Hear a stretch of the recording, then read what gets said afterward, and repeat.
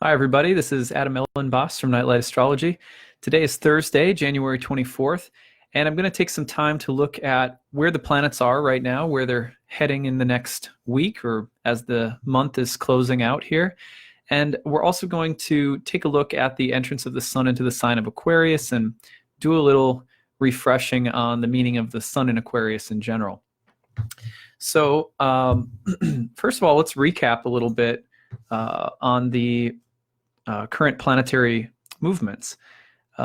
We've had a lot of action this January. I hope you all enjoyed the lunar eclipse. That was it was a sight to see, and I think my news feeds on social media have been covered with pictures of the eclipse for like a week now. So everyone, like a lot of people, seem to have gotten out and taken the eclipse in and maybe taken some pictures of it and stuff like that. So remember that the effects of eclipses take a while. I said this during the eclipse video I made, but you can think of an eclipse like someone signaling you with their flashers when you're driving in the night. Maybe there's a police officer on the road up ahead, sitting out on one of those little pull-offs, and they've got their radar ready to go or whatever. So someone gives you the courtesy flash, like, hey, you might want to slow down a little bit. There's an officer up ahead. Similarly, people might flash to let you know that there's an accident up ahead or that the road there's something coming up. Eclipses are a bit like that. They are the omen of omens in a sense that they indicate that something is going to happen. They have this kind of ominous feeling to them. Not always bad, but they indicate things to come. Rarely on the day of an eclipse itself do we feel the impact of an eclipse. I mean, maybe in our body, or we might feel it a little bit psychologically or whatever, but the eclipse is really an indication of things to come.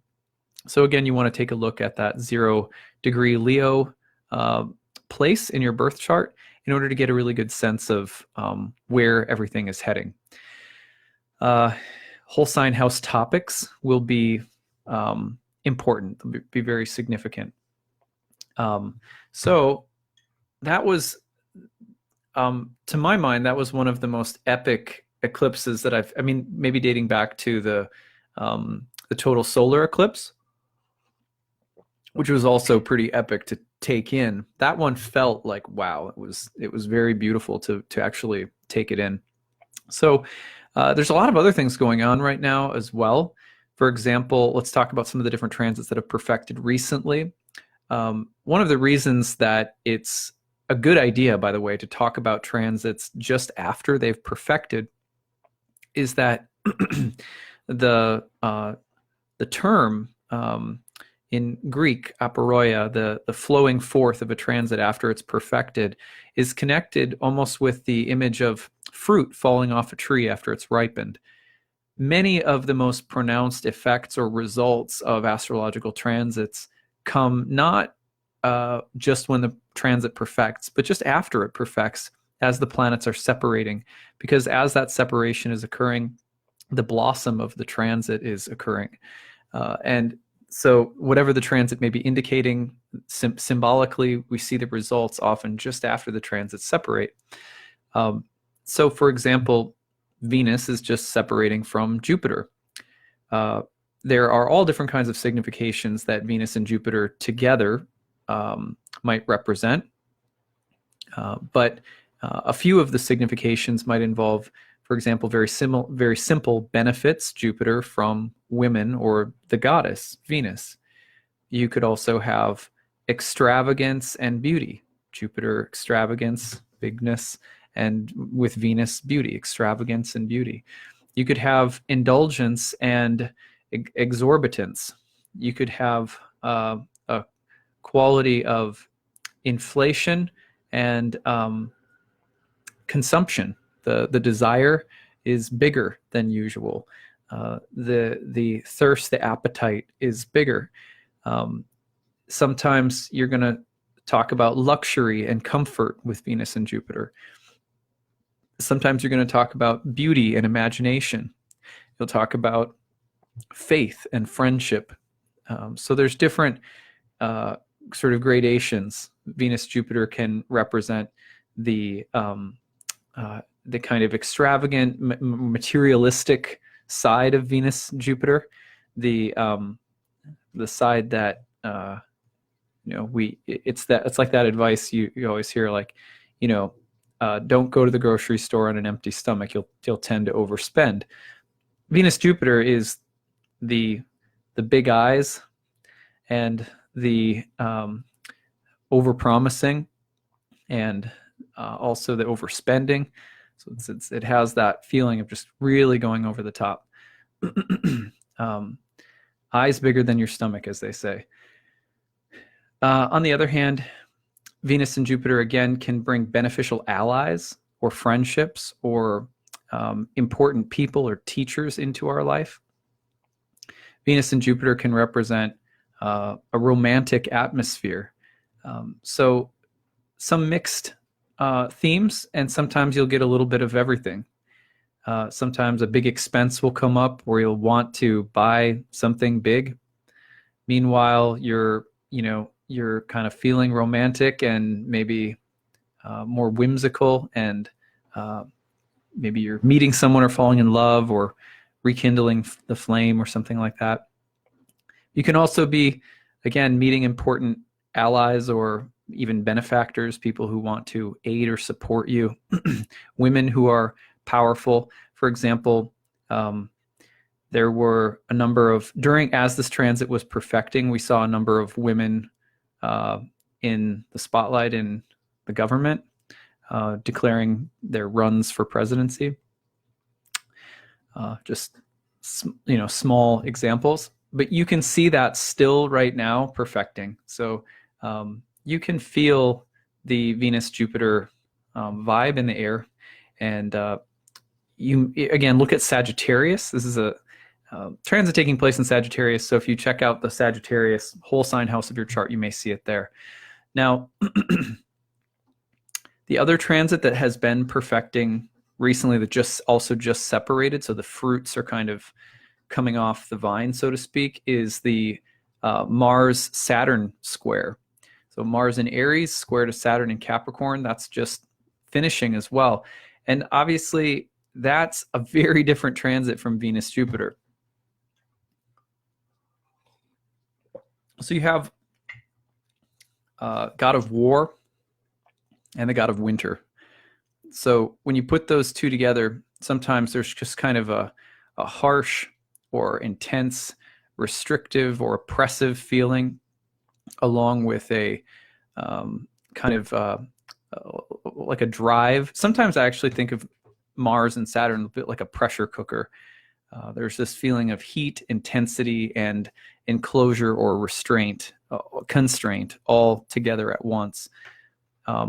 It's a good time if you to be working under a deadline. It has the feeling of the soldier in the trenches. It has the feeling of being hunkered down and alert and working and applying force and will within a constrained situation.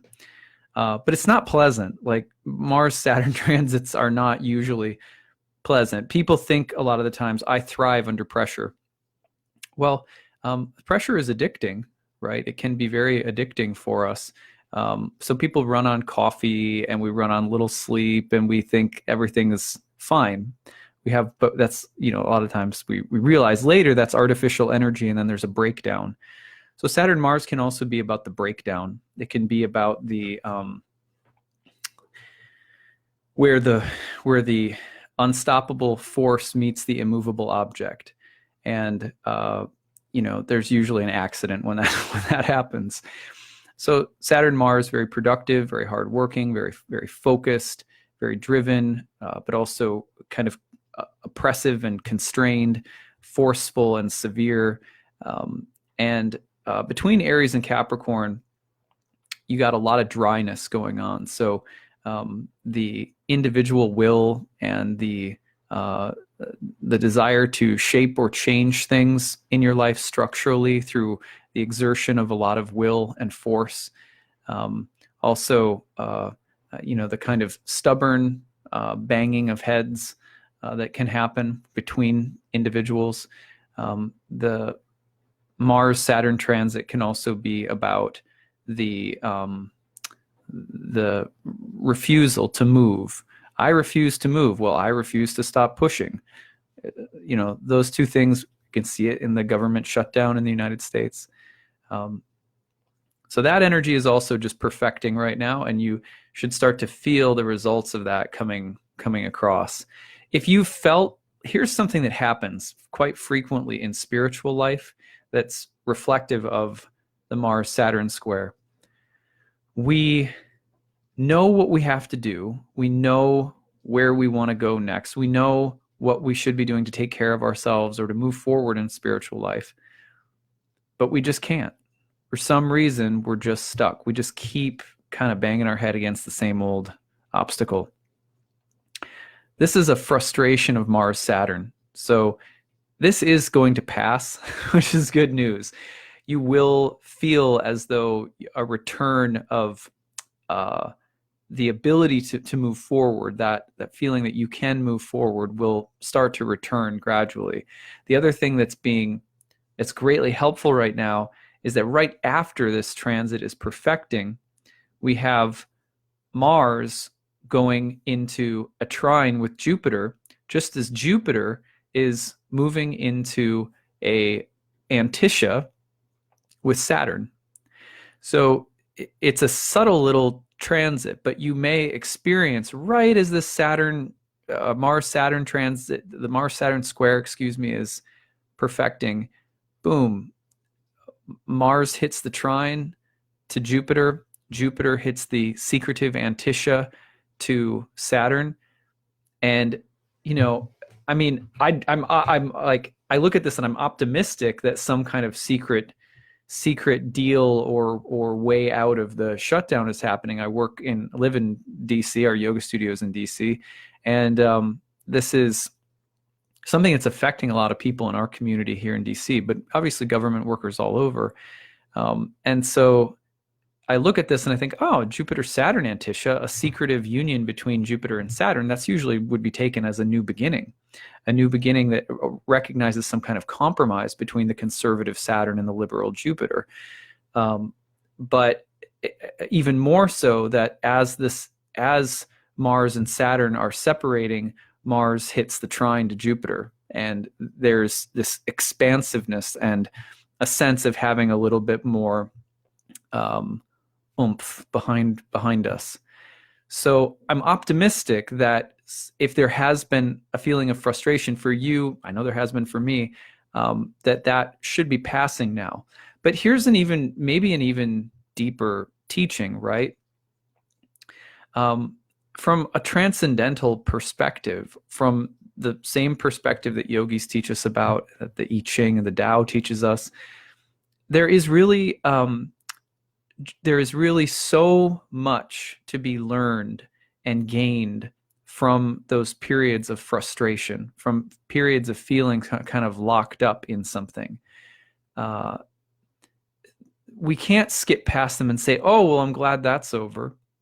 A lot of the times feelings of contraction and having to come inward and feelings of darkness are reminders. They help us stay awake to the fact that what goes up always comes down.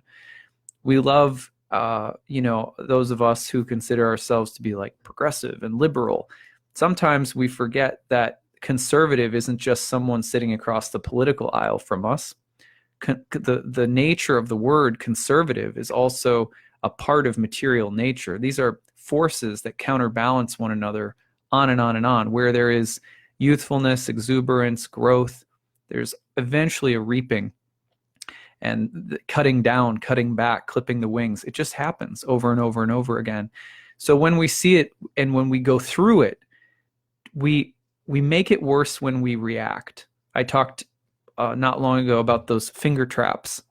You put your fingers in them, you try to pull out directly, it seizes down and you can't get out.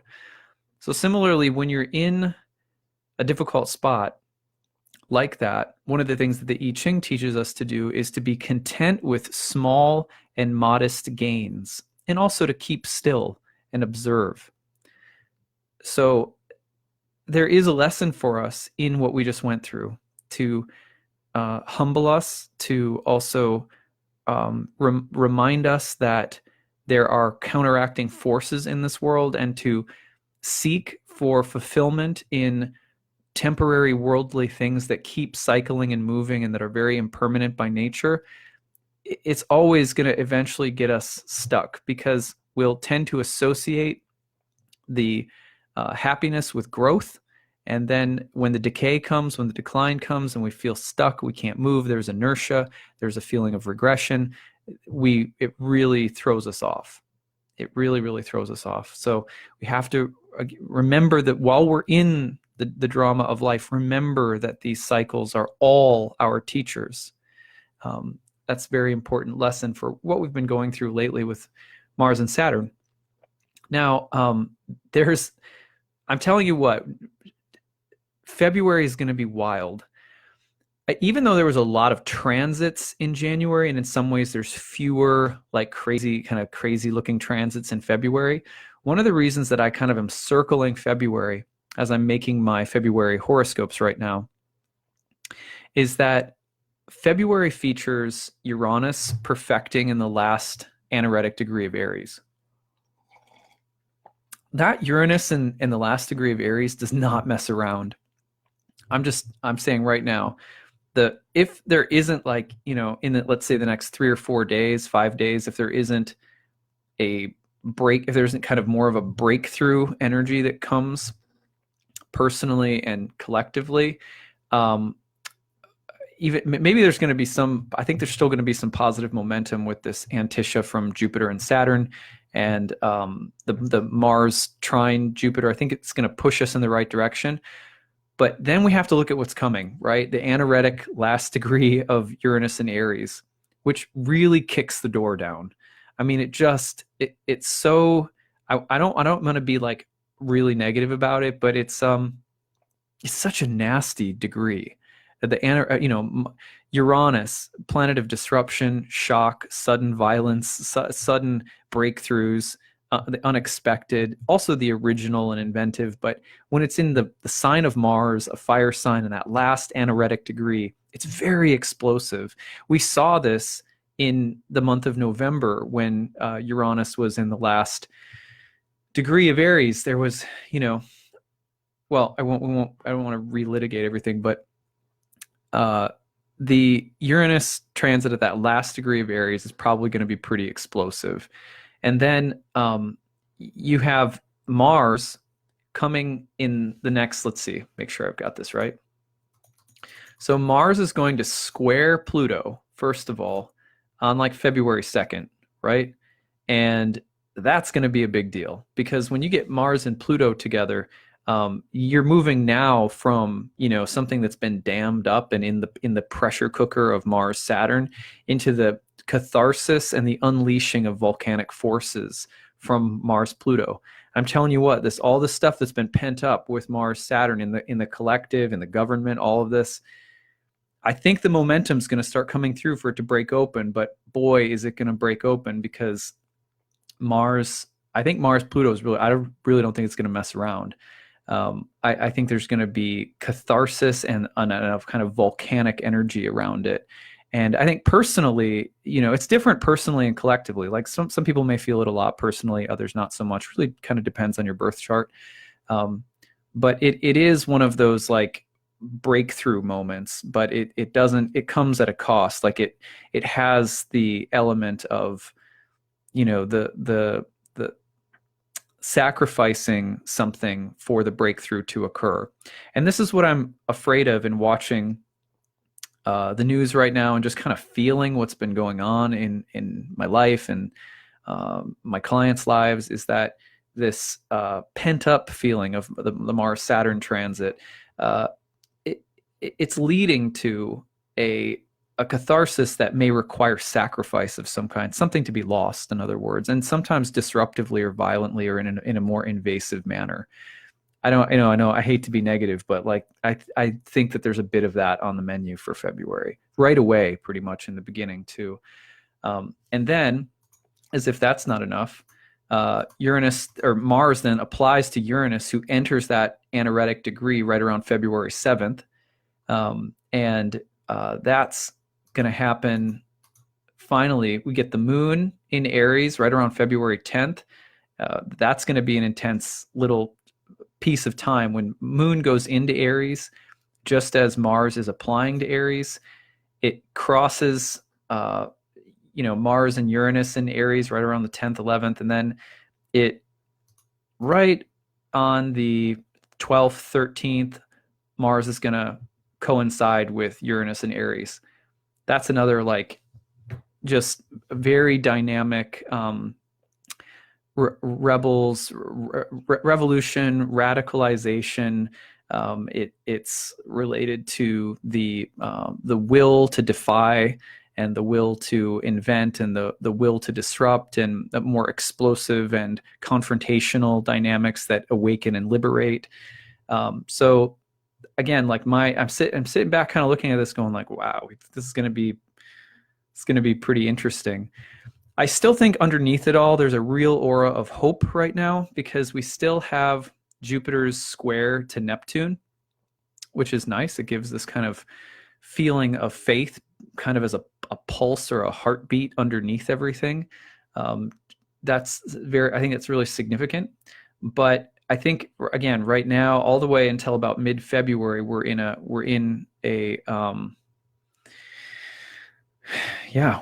moment where the log jam is ready to be released, but there could be some nicks and bruises in the process. So I think we have to be especially careful about the volatility and reactivity and the desire to get something done by ramming through or saying, okay, it's kind of like if you've ever seen an animal stuck in a fence, which I actually have seen in my grandfather's land. When an animal gets stuck in the fence, sometimes the panic takes over, right? And the desire to get out at all cost will, can damage them. They can really harm and even kill themselves by trying to get free in a way that exerts too much force and pressure. It's just too much. One of the things that we also have to be reminded of is that, and again, I say this as someone who considers myself to be on the left, politically and socially, so to speak. And we have to remember that, when we get into times of political turmoil, remember that the word political incorporates the root of the word polarize. Politics is about poles of opposites. I think a lot of people are ready for something beyond, for example, just two parties, right? A lot of people are ready for something beyond just the back and forth of two colors, got the blue and the red, we're ready for something more than that. But here's the thing: it's really important to remember during these times where there's Pluto-Uranus is still kind of lingering in the air, and you've got Mars, going through these dynamics of Pluto and Uranus in the next couple of weeks. Very powerful moment again, and we have to remember that historically, people that go to the far extremes of the left and the right, as if it's a circle, end up going closer together with one another, which means that extreme attitudes and treatment of one another eventually start to resemble each other. And we have to remember that, not so much in some big, for the purpose of some, big lesson, but more really in our day-to-day life, that when we have disagreements with people that we consider to be very different from us, if there's any aura of moral superiority, judgment, condemnation, self-righteousness, vitriol, vindictiveness, we really become exactly like those that we perceive to be our enemies. And one of the great teachings of the Bhagavad Gita is quite clear, even though it may sound very difficult for us, that we're to see our friends and enemies as the same. And that's an incredibly difficult thing to do. It's impractical in some ways, and it's not it's not always, it's not always a practical thing to do. But at a deeper level, these transits, we also become like the animal in the fence that hurts itself on the way out when we try to use force, and we are tempted into displays of vitriol and self-righteousness when moving through these inevitable struggles that we have in a country, in a nation, in a city, in a family, in a community. So it's important to remember that the way that we fight our fights, it really does matter. It really it may be one of the most decisive factors in who and what the real victories are in the long run, is how we conduct ourselves, and the patience that is really required to get through and get out of difficult log jams and oppositions without harming ourselves or others. So I just want to put that out there because it's something that I struggle with myself. And I have natally Mars and Gemini, right? So it's very easy for me to cut with words and to cut with thoughts, maybe even more pernicious than words, because I've learned through my yoga practice to do better over time with my mouth. But thoughts, even thoughts, are poisonous, right? Thoughts, I'm better than this person, I'm more intelligent, I have the elevated position, I clearly see what's real, this person doesn't, and this person's ignorant. Labels are labels are labels. When we think of each other in labels and don't see the spirit soul, we're harming each other. It's an act of violence. And so to sort through our very real struggles in the material world while recognizing the eternal in our midst is very difficult work. But it's the work that brings true happiness. So I wanted to say that today regarding what I feel is going to be a very intense next couple of weeks. All right, so the next thing that I want to talk about, a little bit more fun and uplifting, is Aquarius. So today, we're just a couple of days into the sun's movement into Aquarius. Excuse me. So I want to talk a little bit about the meaning of the sun in Aquarius, because what I've been doing throughout the year, you may have noticed, is every time the sun enters a new sign, I talk a bit about the meaning of the sun in that sign. So it's time to talk about Aquarius. Now, if you've listened to my stuff for a while, you know that I have a soapbox about outer planets. I like the outer planets. I don't believe that they are rulers of signs. I think that when we study ancient astrology and really very deeply commit ourselves to understanding the language, not just a superficial glance, not just a passing, we take in a 60-minute lecture or something like that on the old way of doing things at the dignities, and then we say, oh, okay, well, I don't really like that, I like this. We really have to spend committed, deep, heart and mind open time with ancient astrology in order to really understand and cultivate meaningful differentiation between outer planets and traditional planets. What they are, what their character is, what they say, it's very, very different. And I think that differentiation is important. For example, one of the things that we all value is individuation. We say, I want to become who I'm meant to become, or something like that. But very important to the process of individuation in Jungian depth psychology is differentiation. Being able to recognize, for example, archetypal complexes that come into your life and seize you, and then you start acting them out, and later you go like, wait, that wasn't me. Why did that all happen? Why did I just go and do all of that? Process of therapy or the process of spiritual work of any kind usually teaches us how to differentiate and say, oh, that's when a pattern is sort of seizing me and taking over. And this is when I'm remaining in my heart center, in kind of seated in my agency. We know the differentiation process because we all really value it, those of us who are interested in something like individuation. So Similarly, if you want to really understand the difference between, say, the rulership of Saturn in Aquarius and the meaning of the planet Uranus, two planets that today are both associated with Aquarius, you really have to spend time with the entire ancient language of astrology. And when you do so, you'll have a very meaningful place from which to see Uranus individuate in your own conscious relationship to it as a symbol. So I'm very passionate about telling people that everyone needs to study ancient astrology. Whether you become an ancient astrologer or not is really not the point. I think everyone needs to study ancient astrology specifically so that these kinds of meaningful distinctions and differentiations can occur, which helps astrology sort of as a whole, in some ideal sense, to individuate. It's not enough to just say, well, there was an old way of doing things and then it's evolved and there's a new way of doing things. Does your life work like that? Does my life work like that? Where I say, oh yeah, there was just an old Adam and now there's a new Adam. No, we like to understand the process of individuation because we're not going to leave anything behind. We don't say, oh yeah, well, everything prior to 20 years old was just crap and now everything else is really who I am. Or, well, I evolved, here and I throw out the rest.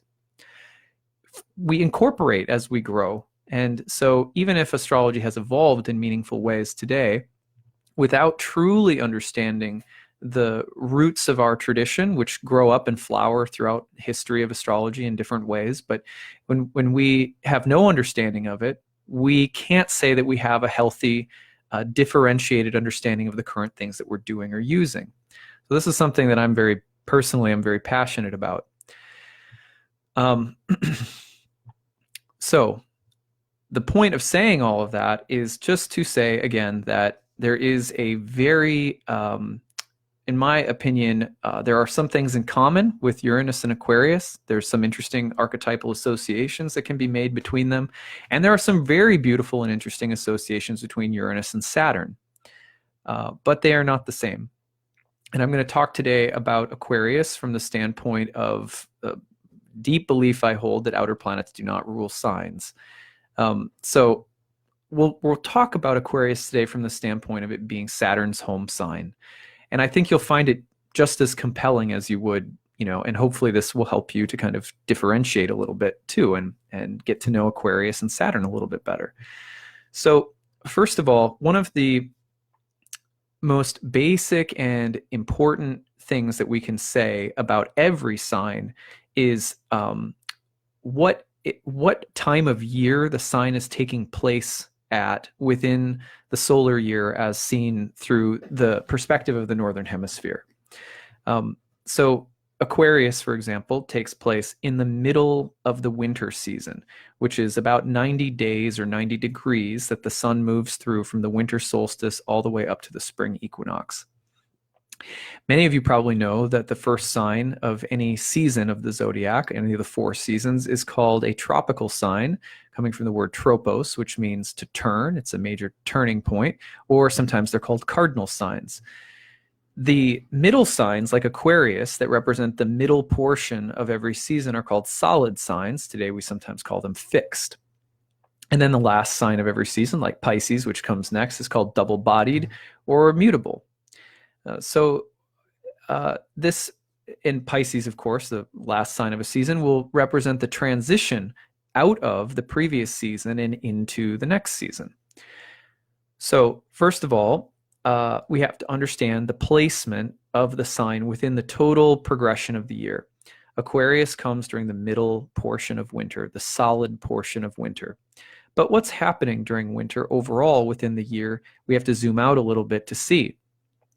We are on the yin half of the year. The yin half of the year means that from fall equinox up to spring equinox, there is more darkness than there is light, which means we're in the realm of yin. The spirit has descended into matter. And in matter, we see fluctuation of opposites. We see a constant change of forms and materiality coming into be and passing away. This is the realm, the earthly realm. So this is the realm of form, and that's represented by the yin, or the sort of dark half of the year. Now, when we are crossing the winter solstice point, even though it's still the yin dark half of the year, we're now moving upward. The light is starting to gain and the light is coming back. It won't be until the spring equinox that the light takes over, at which point then we're on the yang half of the year. But the light is gaining. So during the solid portion of Aquarius, solid portion of the year that we call Aquarius, you're thinking about the most solid, in a sense, weighty and heavy part of winter. And yet every day the light is growing. So what does that represent? In a very basic kind of archetypal astronomical sense, that represents the aspirational journey from that which is most entrenched and heavy and wintry and sort of yin-like, a lot like Scorpio, a little different than Scorpio. Scorpio's heading down, Aquarius is coming up. The heavy, dense period of winter and the yin, but we're moving out of it. So you have to think of both the quality of being fixed in the yin and emerging out of that fixity. So the desire to move out of the fixity is contained in Aquarius, as well as the fixity. Very important duality that's built into Aquarius. Every sign features an interesting duality like this if you look at the context of whether it's on the yin or yang half of year, and then look at the particular dynamics of the season it's taking place within. So when you're in this most fixed period of the winter, but things are gaining, things are growing, this makes a very easy bridge for us in understanding some of the symbolism and some of the stereotypes that come about. For example, one of the things that you will often hear people say about Aquarius is that it's progressive. It's a sign that's oriented toward the future, and it's a sign that tends to buck the status quo, or it looks at the status quo often with disdain, and the Aquarius energy wants to do something new and wants to get out of the traditions of the past. These are things that are very true about Aquarius. But again, we don't need Uranus necessarily to get us there. There are interesting associations, of course, that make sense, comparing this archetypal astronomical element of Aquarius to the planet Uranus. But built into the actual seasonal astronomy of Aquarius, you can see the movement from a fixed position in yin, which represents matter, something that has crystallized, materialized, is a structure or a form that is concrete. That's the fixed yin. Scorpio is, again, going downward, so it's about destruction.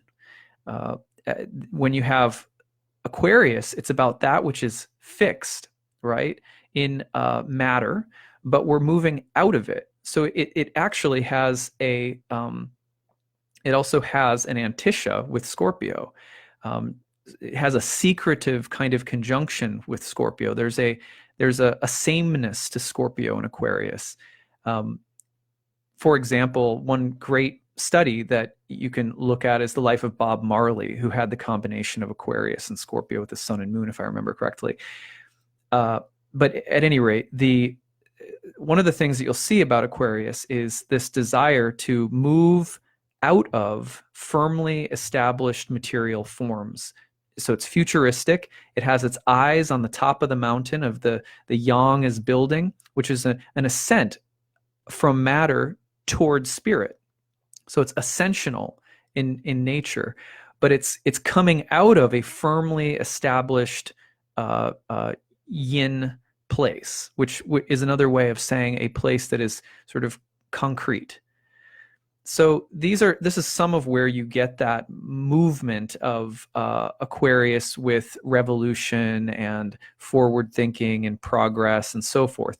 However, it's not just, Aquarius is not just, liberal expansion. It's futurism of any kind.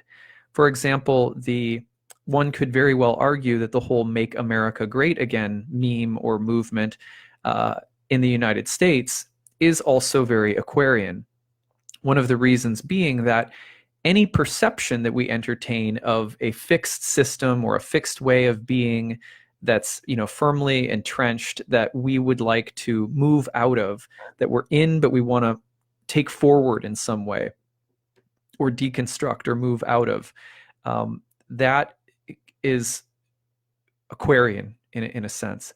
This is also why the planet Saturn is associated with Aquarius, because Saturn is a planet that always has had very interesting dual character traits. Saturn, on the one hand, represents the status quo, right? The entrenched structure, the deep yin, the thing that is formed. But Saturn has also, and Saturn represents sectarians, people who want to cling to tradition and structure and say, this is the way it is. I want to keep it that way. I'm going to hold on to it. So that kind of rigid, formal dogma, that's also associated with Saturn. However, Saturn is also related to outsiders. It is the furthest planet out, the dimmest, the most distant, and it has the closest proximity to the sphere of the stars, and it's sort of the watcher on the edge of the world. Saturn is related to great contemplatives and mystics and hermits, like the hermit card in the tarot, but also to incredibly conservative traditionalism. Because when one wants to build a wall, right, what's important is not just what's in the wall, but also what's on the other side of the wall. So Saturn represents both those who are excluded by walls and those who therefore have some understanding of themselves in relation to a hard wall, and no, you're not included, an outsider. Or it's the people who want to keep the walls because they identify with what's on the inside of the wall and want to reject or discard what's on the outside. Saturn represents both sides of the wall. This is also why Saturn is sometimes related to, I'm going to miss the name, Janus. I want to say the double-faced god that faces both backward and forward. This is also why Saturn is, well, let me just go back and say, so Saturn will be related to outsiders and heretics and those who are ostracized or marginalized, whether that's through science, like people like Galileo, or people like Einstein who were initially rejected, or whether it's people who are outsiders in terms of race, ethnicity, belief, creed, gender, those who are marginalized and kept on the outside of a wall. All Saturn. On the other hand, those people, and so the relationship that outsiders often have to walls is one of thinking about how to deconstruct the wall. So how do you go beyond the wall? This is why Saturn plays such an important role in mysticism, because Saturn has the edge of the known and the invisible, the known and the unknown. So Saturn looks backward and looks forward at once. This is also why Saturn is considered to be the lord of time. Time, in the holistic sense, is a reflection of eternity, and yet we experience time in a seemingly linear manner. So when you think about Saturn and Saturn's role in Aquarius, what you're really thinking about is the boundary between those who are in and those who are out, that which has been established and that which could be established, the old and the new. There's a duality like this built into Aquarius, has a lot to do with the entrenchedness of the yin in winter as the light is growing toward the future. So that's hopefully that gives you some basic understanding. Now, there are other things that are very interesting. So you can have people in Aquarius who are very rigid and dogmatic about sticking to the structure, despite usually anytime someone is very adamant about sticking to something, it's because they exist very close to the boundary between the old and the new. So when people are really like, it has to be old, it has to be ancient astrology, it has to be ancient astrology, right? We have to go back to how it was. We all have to wear togas or whatever. When it's clinging to the past like that, it's actually, ironically, it's just the youthful, futuristic whatever is just pounding on their door. There's a paranoia. So it's so close. But similarly, when people want to move forward at all costs, let's, the next paradigm is here. Move forward, at all costs. Sometimes there's also a way of looking upon the past and saying, I cut it off. I eliminate it. I want to get rid of it. So remember that one of the things that Saturn is also associated with is elimination. And we're talking about elimination in the sense of eliminating that which is other in some way. So Saturn is, of course, Saturn is the one who cuts off his father's balls, right? Just to be totally frank about it. So Saturn also has this reaping that Saturn does, right? It's the desire to be cut off from something, to make a hard cut from something in the past or in the future. I don't want to move forward. Staying in the past. I cut you off. I build a wall. I don't want to stay in the past. I want to go in the future. The past is evil. The past is bad. I'm going to cut it off. So ironically, people who cling to progressive values as though the past is demonic and terrible and bad and there's nothing salvageable in the past, or those who say that the future, it's always in the future that the greater degree of happiness exists. Those are Saturnine individuals from the archetypal standpoint of astrology. But when you have people who cling to the past and say the future is an enemy, the future is all about going down a slippery slope into hell, it's also Saturnine. This duality of Saturn is not nearly recognized enough in astrology because we tend to think of astrology only. Saturn becomes the lens through which we try to observe and understand the outer planets themselves, right? So when we try to understand Uranus, Neptune, Pluto, we're like, what are these planets all about? Well, we just say, oh, well, it's just what's taken us beyond Saturn and ancient astrology. You see, Saturn was the past, and the outer planets are the trans-Saturnian. They're beyond limits. They're beyond, right? This kind of thinking is Saturnine. The way we compare the outer planets to the traditional, saying like, oh, they've taken us to the next level, that's Saturn speaking. If we say that the Saturn and the old planets are better than the new planets, and that's Saturn speaking. That's the duality of Saturn. It's very important to let the outer planets be their own entities and speak to their own meanings. They don't all have to be in juxtaposition with Saturn, right? This tells us more about what they're really trying to teach us in a sense as well, which is in many ways, it's hard to understand the duality of Saturn, the beautiful duality of Saturn. It's hard to understand that when we can't help but see Saturn only from the standpoint of sort of linear time-bound thinking. We have to remember that even though Saturn is the ruler of time, Saturn is not time itself. And Saturn is also, remember how ancient people thought about time. They saw it as a circle.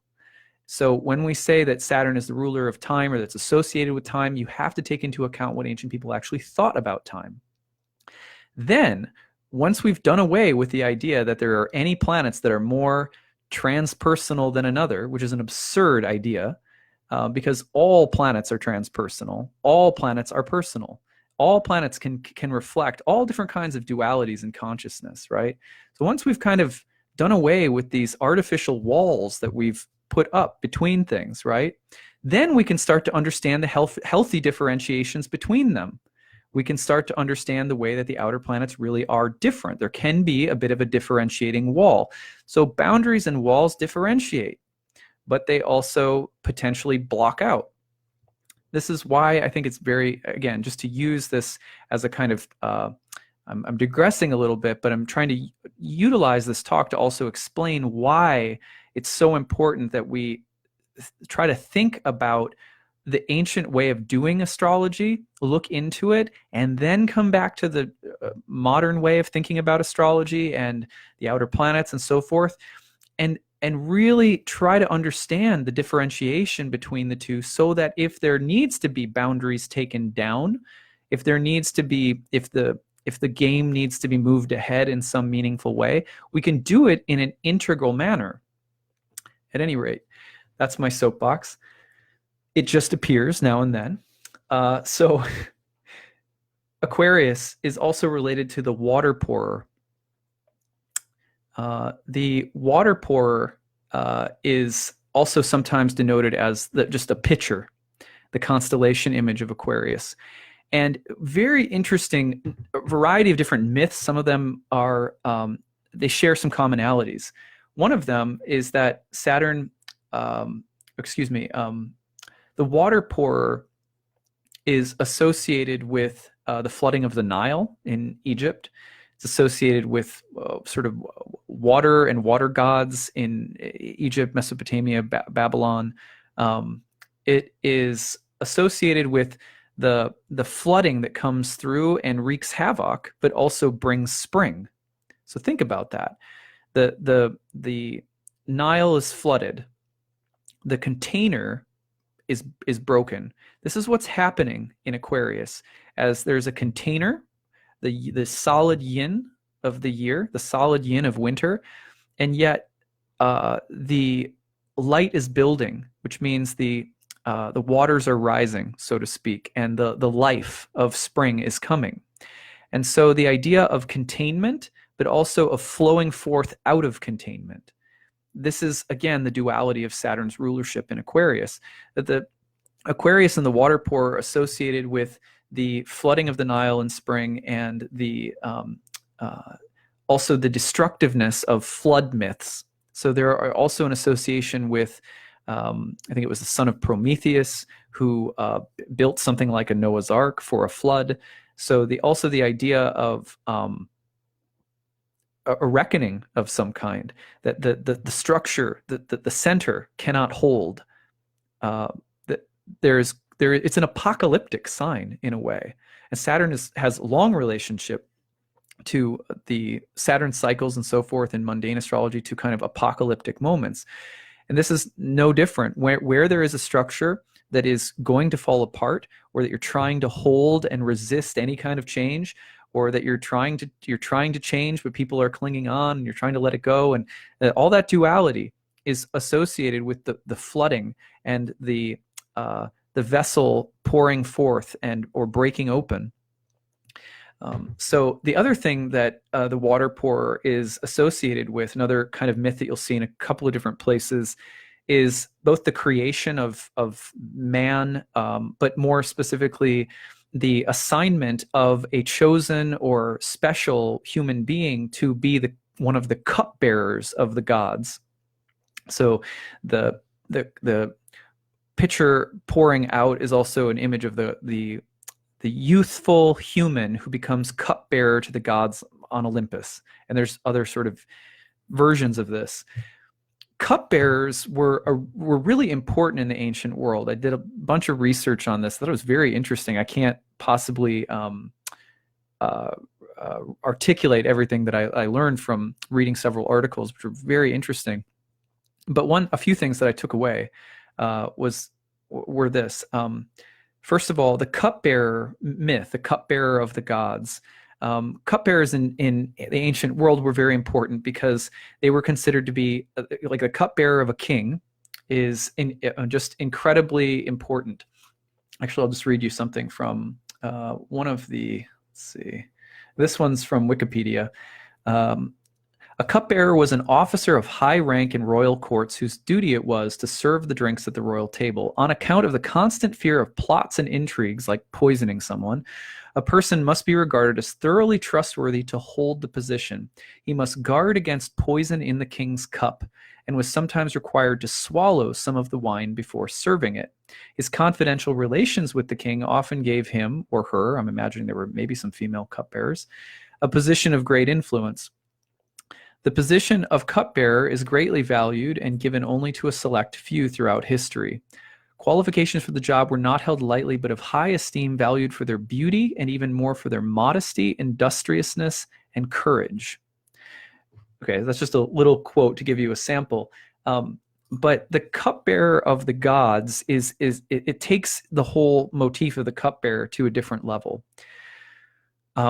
So the one who is close to the gods, the human who is youthful and chosen to be close to the gods, is in a weird nether region, not quite human, not quite divine, right? Almost like a semi-divine figure. Very interesting to note that the same duality is presenting itself in the myth of the cupbearer. You have someone who is not quite human, meaning they're not fully entrenched in Earth. What they are, because they have a human form, but they're not on Earth. They're up in Olympus. They were chosen.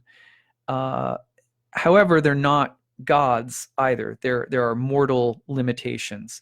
So that duality of immortality and mortality, you see it in a lot of different myths, right? But in the Aquarius myth, one of the things that I think I find so interesting about it is it's a very similar duality to Saturn all over again. On the one hand, you have the image of something that's very progressive and, in a sense, closer to the divine and closer to spirit, the chosen one who gets to occupy a position in heaven. So there's something about Aquarius, right, that's forward thinking, that sees the light, that has a vision, that is ascending upward. However, the cupbearers are also they are also limited. They're mortal. They're not divine. They're held. They're bound by something. The cupbearer who becomes a servant of the gods, the human cupbearer. So similarly, again, in the Aquarian time of year, we're thinking about something that's bound up in the yin and the fixity of winter, and yet it's aspirational. Yet it's ascending. So there's a duality that's there. Now, similarly, when you look at, let me go back to my notes here. Yes, so when you're occupying that space of being in between the divine, the forward thinking, and the limited. There's also one of the interesting themes that occupies that position is the theme of sacrifice.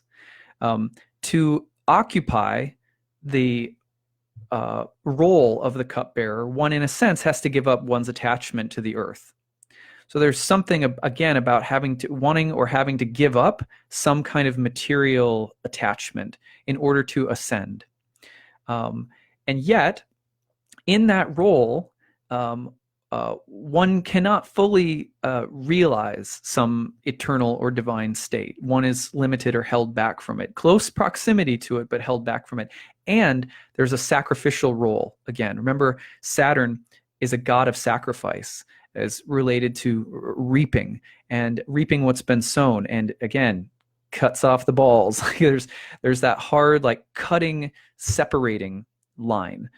So similarly, the cupbearer's duty is to drink from the cup to make sure that the god is not poisoned. What does that mean? How can we translate that? Well, the sacrificial role of being a visionary or having some vision toward the future, or being someone who tries to maintain the dignity and sanctity of a god. What we're looking at also is a kind of there's sacrificing that happens. Same thing when the floods come. There's death. There's carnage. There's a risk involved. So a lot of visionaries throughout history, you have a theme of if you're going to try to break out of a previous structure, you, in a sense, are putting your life on the line. You carry the sacrificial chalice, right?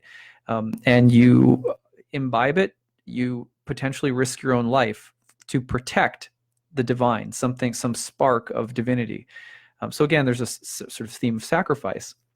But on the other end, you can also say that someone who to move a vision forward, one puts oneself in a risky position, an in between kind of position, and bridge building is a part of this somehow. I'm a bridge. The chalice comes through me first.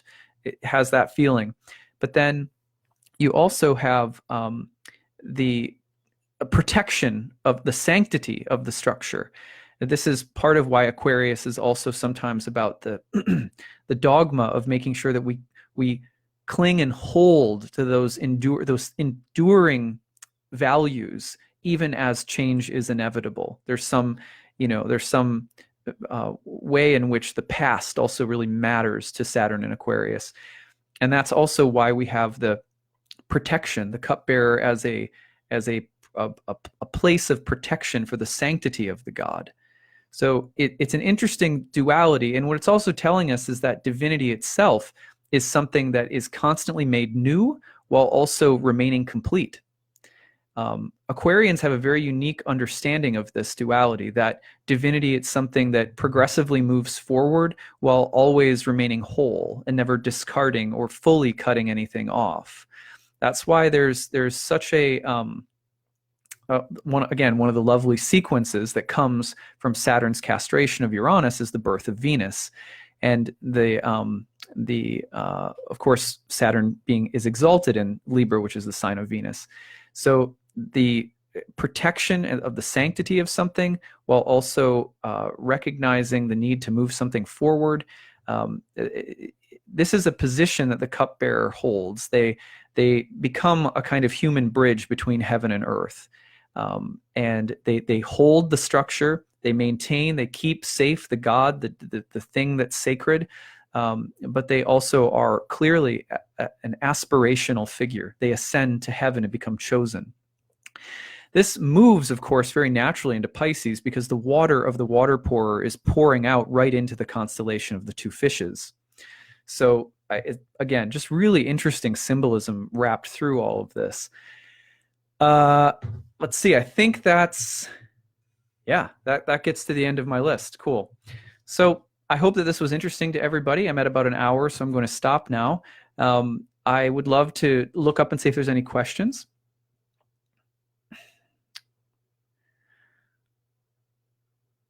I don't see any a lot of really great comments.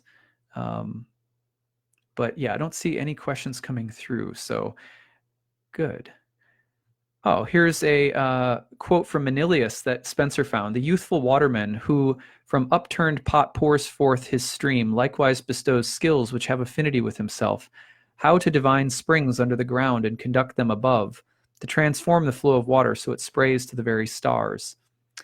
Spencer says, speaks to me of the ability of Aquarius to locate life-giving energy, perhaps seeing what others can't, giving that gift to humanity as a whole. Yeah, exactly. And again, one of the things that I would Manilius in that same, the Astronomica, Manilius associates Saturn with the fourth house, which is the place of things below the ground. And Saturn, of course, also related to waters, jobs near the water of winter. We have to remember that in the ancient world, Saturn, as the farthest planet out, was associated with the hard separations between the visible and the invisible, the past and the future, the distiller of time. But also Saturn, because time is eternal and because there's a cyclical nature of time, Saturn's mystical roots are very Neptunian. Saturn's mystical roots are very watery. And so that even in Manilius's poetry there, where he's talking about the youth who has the skill to find water underneath ground, that's exactly what we're talking about, where there's a hardness, but there's also the ability to locate some kind of life and movement forward.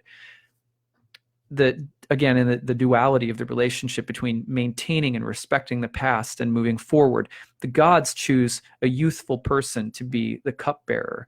Of course, the water, again, is pouring out into Pisces, which is the Jupiterian double-bodied water sign on the cusp of spring. So it's a very beautiful sign. And now, at some point, I'll have to do a talk to really sort of flesh out Uranus and hopefully offer some meaningful distinctions between Saturn, Aquarius, and Uranus, and just try to show people the distinctions, because there are very interesting similarities. The distinctions are very valuable, and we also again have to remember that the ancient designations of rulerships were very intricate. It's like a tapestry. You can't just throw something into a tapestry. Do you know what I mean? It's the intricate patterns that are built into it.